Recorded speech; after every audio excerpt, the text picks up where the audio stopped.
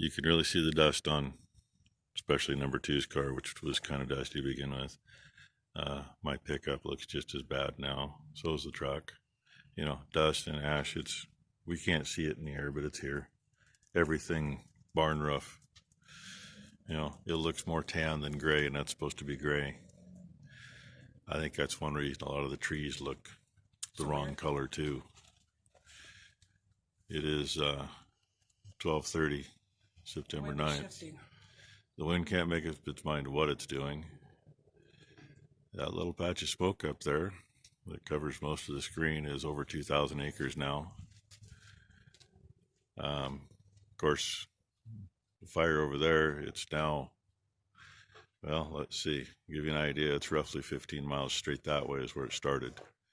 They have now evacuated, level 3 evacuations, clear down to the city of Yamhill, which is straight through there. That's like 15-20 miles that they've evacuated, because that's where it's heading. Haven't got the pump in yet. You know, doing a few other things that we haven't been able to do without power. That's the next thing on the agenda after finding a bite to eat. Can't really tell from here if it's coming this way or what. The majority of it is going on the downhill side, on the other side of the hill, headed toward Newburgh. Ron sent me a few pictures, and if it works out, if Google Photos will let me do it, which they haven't been letting me, I'll put a collage together of pictures that everybody sent me and try to make a video out of that. So yeah, that's how we are. They have once again requested the state to requested our governor to pull her head out of her and get some assistance on this fire. And 100 acres at 10 o'clock last night, 2,000 acres at 11 o'clock today. They don't have a chance at the moment. They really don't. Everything from the counties up there, well, actually everything from our county and most of the next county is all right there and over there. 10 o'clock last night, they had a task force coming. Well, technically not a task force because our governor has not okayed that. So this is all coming out of the district's pocket, not the state's coffers. They were sending rigs from Astoria, Oregon. That's like a 70-mile trip. They got to come up over the hill, and you know it's not an easy trip to make. They're with an engine, they're an hour and a half, 2 hours away, and that's if traffic isn't bad. So I'm just trying to keep everybody, you know, kind of try to keep a little video log of it. All day it's been like that building looks funky. Anything silver or like the neighbors' windows in their houses, you can see. Even the transformers on the power poles, they are definitely not the right color today. And I can see it in the camera, plus really good in real life. So there's another 3.5 minute shot of it. I get you a nice look at our pretty pump. They painted her blue this time. And Tom said he tested the motor in that timer and it worked. As soon as I hooked up the wires and hit the main switch on the pole, you could hear the timer motor running. So hopefully that's good. And that's just a box. The buttons mean nothing. It's set up with the same controls we had before, which main on and off is the timer. And the push button piggybacked on the pressure switch is the start. Had a little hard time getting it in here because, hey, luckily we have a good foot valve on that suction line. And we had a hard time getting it lined up to get the coupler on. And of course, always a fun time getting the wires in the bottom of that box. The cows had messed around here enough that the end of this pipe, which is right there, was clear out ahead of the tongue. So it was walk around the creek, get it pulled back. Our support here is kind of not where it needs to be. I probably should mess with that while she's going over there. She's going over to finish hooking into the underground because it was disconnected there, and then go open. At least get one riser open so we can get some water flowing. Had trouble with the prime again, but I figured it out last time. The packing was loose. Well, in order to work on the motor, the pump comes off, so the packing was all loose. Our illustrious governor still apparently doesn't acknowledge that there's a fire. Well, she says we got a fire, but she won't do anything to help. But somehow she was on breaking news when I was having lunch. Good thing I didn't have a gun in my hand or I'd have shot my TV. I wanted to do that a few times because she's so brilliant. Maybe she'll see this and understand why farmers don't like her. Same reason timber people don't like her. That's the direction of the fire. There is, last I heard, which was almost an hour ago now, they do have a helicopter coming to dump water. Now the bad thing is, I'm not sure where they're going to get their water because I'm not sure what's up there. But I'm assuming they're going to work from the Newburgh side. Worst comes to worst, they got the Willamette River not too far away on that side realistically. The fire's on this side of Newburgh working toward it, and the Willamette River kind of runs the other side and kind of through it. So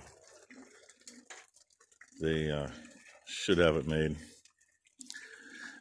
Oh, and she goofed. She drove the tractor up and on this side of the fence. Now she's got to back all the way back out because the line's in the way. Oh well, she's got Nick helping her. He came back out.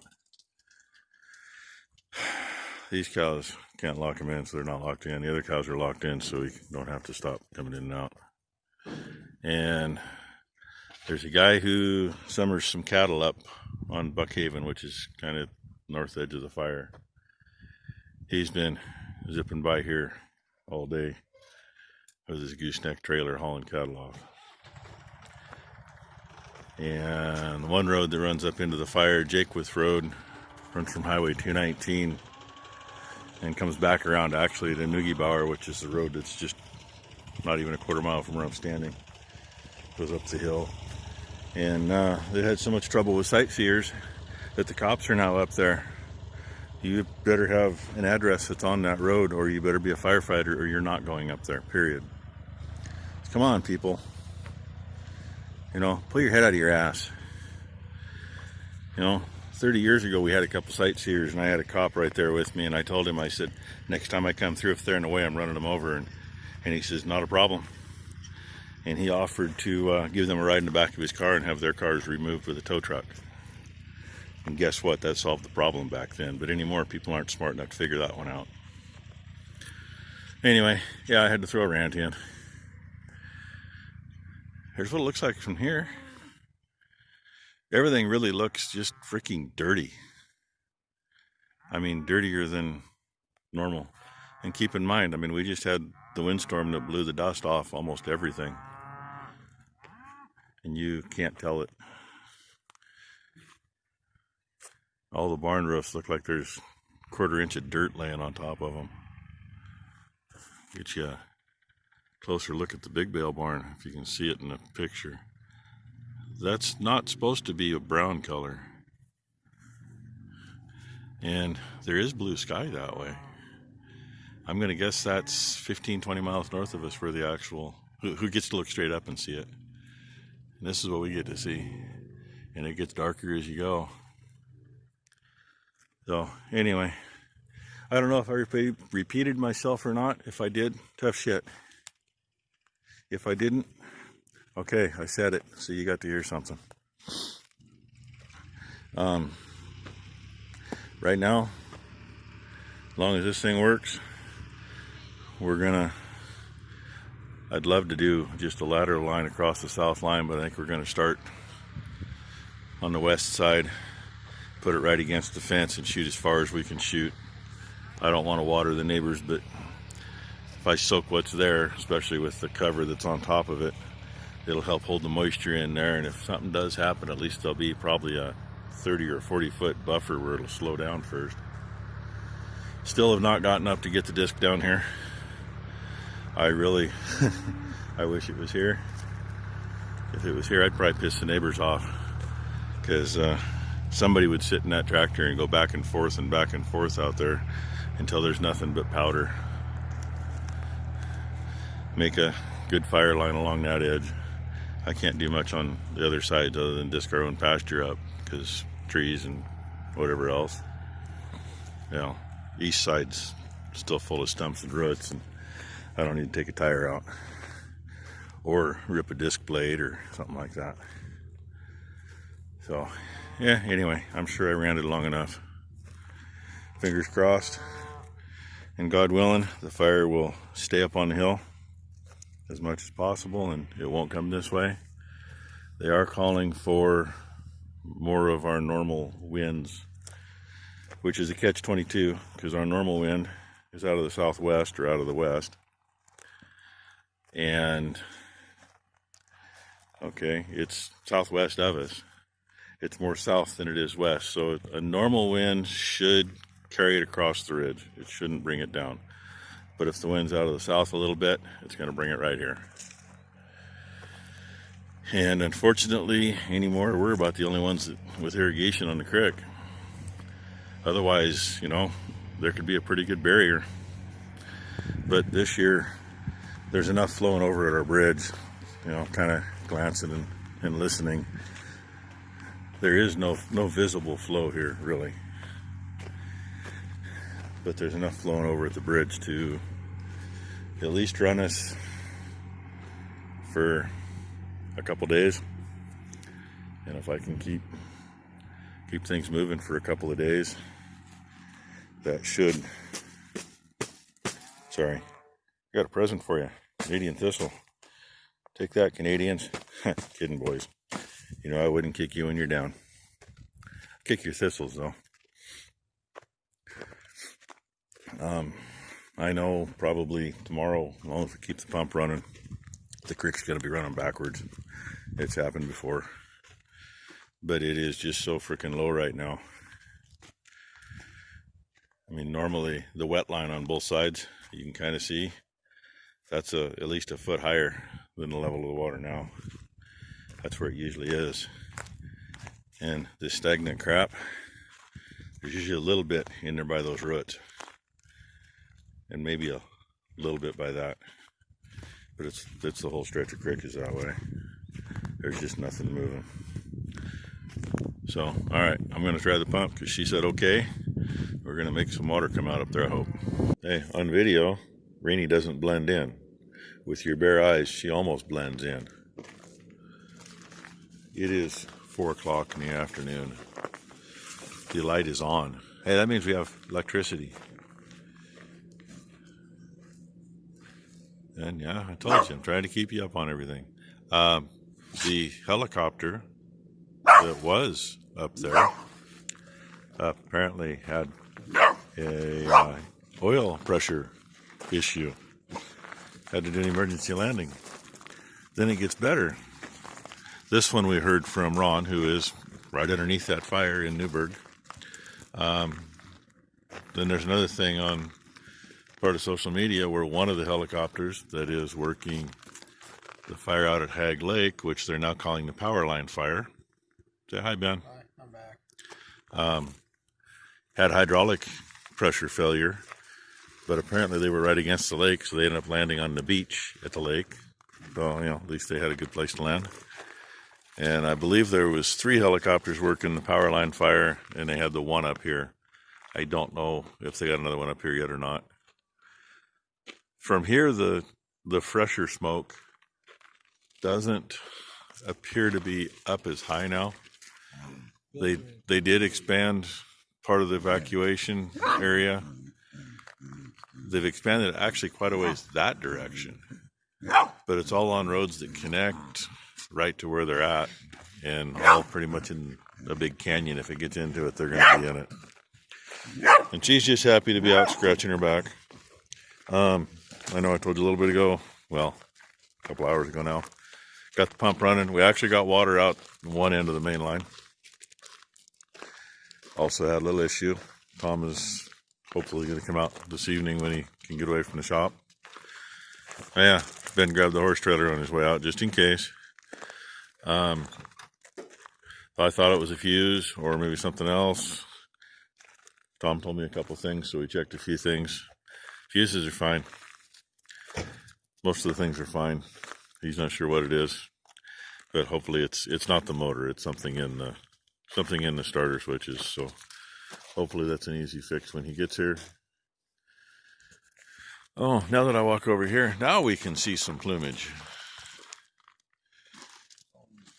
So that's that may be the canyon up there next to the field we have. That's all a clear cut. It's one of the ones they couldn't get into to do anything. That's why they really want the air support. And cows are hiding back there in the trees now. See if you can see them. I can barely see them on this. Boom. There's some. So I think I'm going to call this one good and put it up for y'all. We got to take advantage of the cows being out of the way and get some bales fed. You can see how much we've already fed out of here. That was out even with the poles on the whole thing.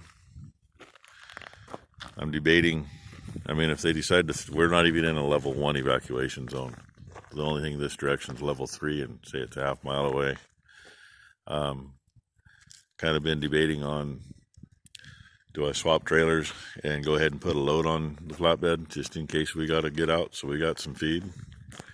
Because God knows, not everybody made much this year. So, and if we have to, we, still don't got a lot of good options to go, but we do have some place where we can. I don't know.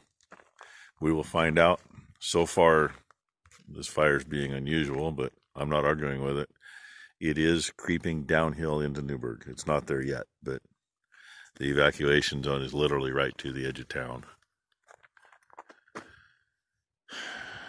And with that, really, I don't know what else to tell you. Besides, like I say, this is our 4 o'clock in the afternoon. Some of it looks a little darker, some of it not. Either way, there's, what'd they say, how many acres burning in the state?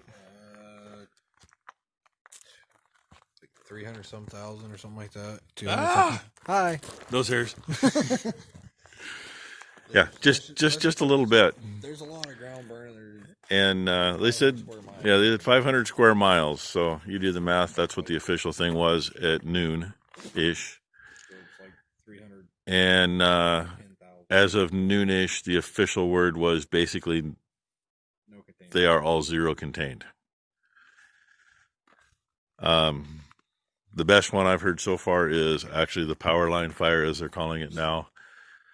It's made a pretty good run to the south, and they have lost 0 structures in it so far.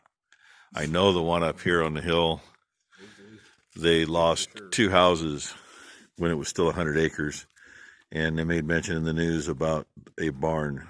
So, but, news only tells you half of it. That's what I got. Thank you for watching, everyone. And I've been trying to, when I get a chance, to get caught up on comments. So if I miss you, I'm sorry. If all I do is leave you a like and a heart, hey, I mean to do more, but I haven't even got to watch anybody's videos the last couple of days.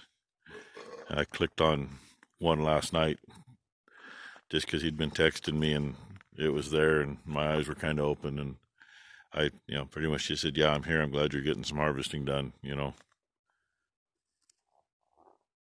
And I hear idiots with, sounds more like a motorcycle than a chainsaw. Probably idiots right back there in the tall grass. That's what bothers me. But anyway, we'll find out what tomorrow brings. Because tomorrow they say the weather pattern's supposed to change and we're going to go back to a more normal wind pattern and bring some of the cooler air off the coast, which will help. At the same time, they were also talking about 90-degree temperatures, and I'm sorry. I don't know what it is right now, but it feels like it did this morning when it was 75 degrees. And it's a very icky 75 degrees, if that's what it is. It's more than, Ben just says it's very muggy. It's more than muggy.